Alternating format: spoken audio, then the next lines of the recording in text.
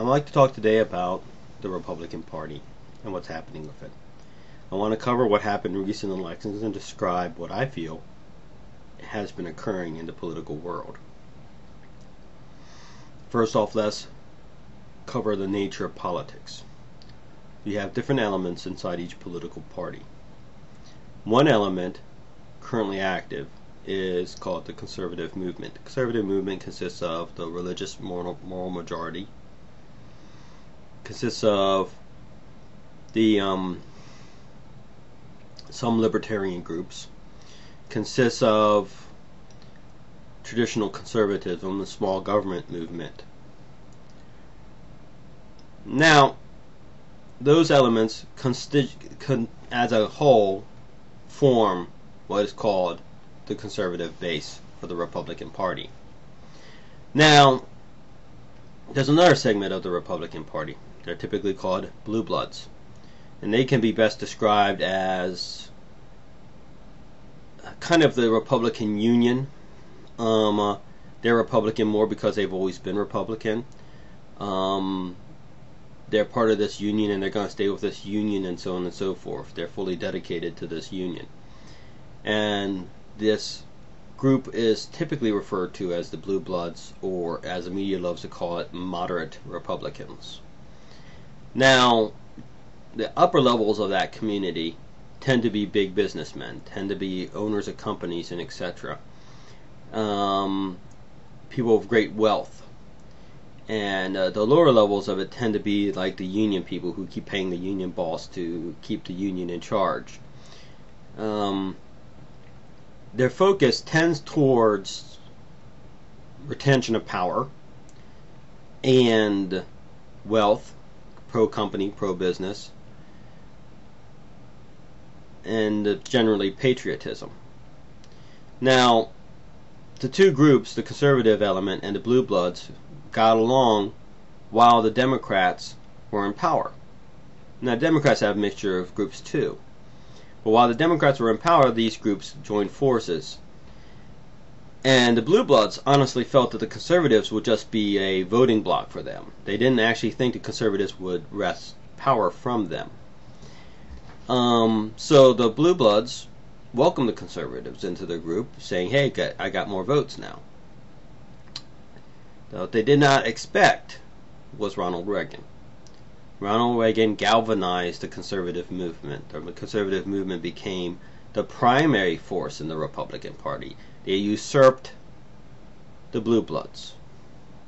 The blue bloods have never forgiven them for this. And although this usurpation of the party by the conservatives expanded over the years to result in finally the Republicans having both houses of Congress and the presidency, the blue bloods never had forgotten that. Now, once they had acquired both houses of Congress and the presidency, the blue bloods felt they had a bigger threat from the conservative element than they did from the Democrats. So they actively undermined the conservative element. McCain was a key player in that effort by working with their fellow blue bloods in the Democrat Party,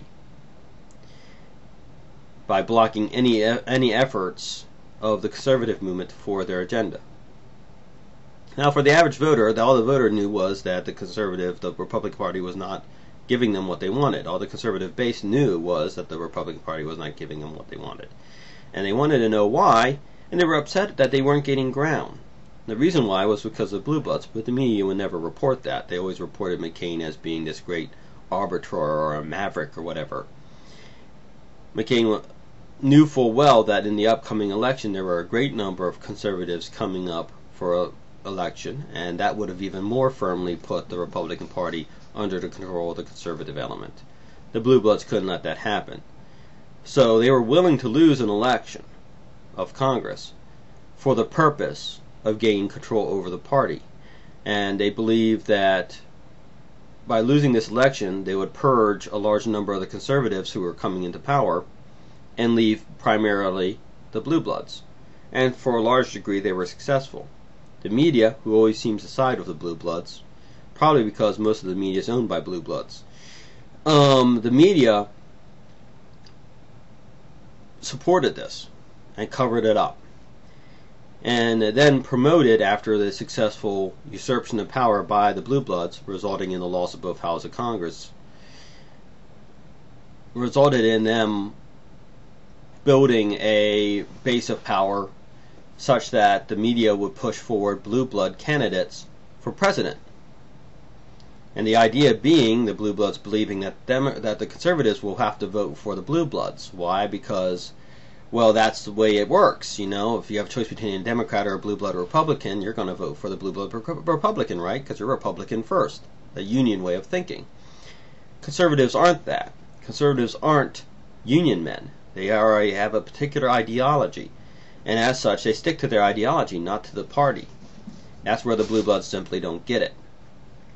So the blue bloods sat there, and they have now all these people running for office. Now what's happening to the conservative movement? The conservative movement is in disarray right now. They're finally coming to realize what had happened to them. So slowly but surely, it's coming to an understanding of what's actually happened. Like so many things, it's something they had to discover themselves because, let's face it, the media wouldn't tell them about these events. So the conservatives have recognized what's happening, and they're now wondering whether they can gain power back in the Republican Party. And there's a large number of conservatives running for president right now, but they're all called by the media second-tier candidates. And they're second-tier because the conservative movement has a hard time rallying behind any one of them because none of them fully fit the bill. None of them are charismatic enough to unite the conservative movement. Thompson might be, but he hasn't joined yet. And Gingrich might be, but he hasn't joined yet. And Gingrich has his own problems, so I'm not particularly sure about him. Anyways, the long and the short of it is, the usurpation of the Republican Party by the Blue Bloods has been successful. Conservatives are now in the position of having to ask whether they want to continue remaining members of the Republican Party or go to be independents. I've heard a lot of them seek to be independents. The result, of course, will be the destruction of the power of the Republican Party and giving power over to the Democrats. This is all good news for the Democrats. Ultimately, though, it will end up with the Republicans, with the conservatives regaining power because the conservatives are just simply looking for a venue. They have power, they just need a venue. And that's where the deal is right now. So, while you Democrats have a good shot at gaining the presidency because of the disarray of the Civil War within the Republican Party, don't get too comfortable because you got your own civil wars waiting inside your party. Right now you're in a position where the Republicans were when they assumed power. That's going to change when you guys no longer see the Republicans as a serious threat and you're going to start attacking each other. Sort of like what the Republicans did with the conservatives. Blue Bloods did with the conservatives. Thank you very much and have a good day. Bye-bye.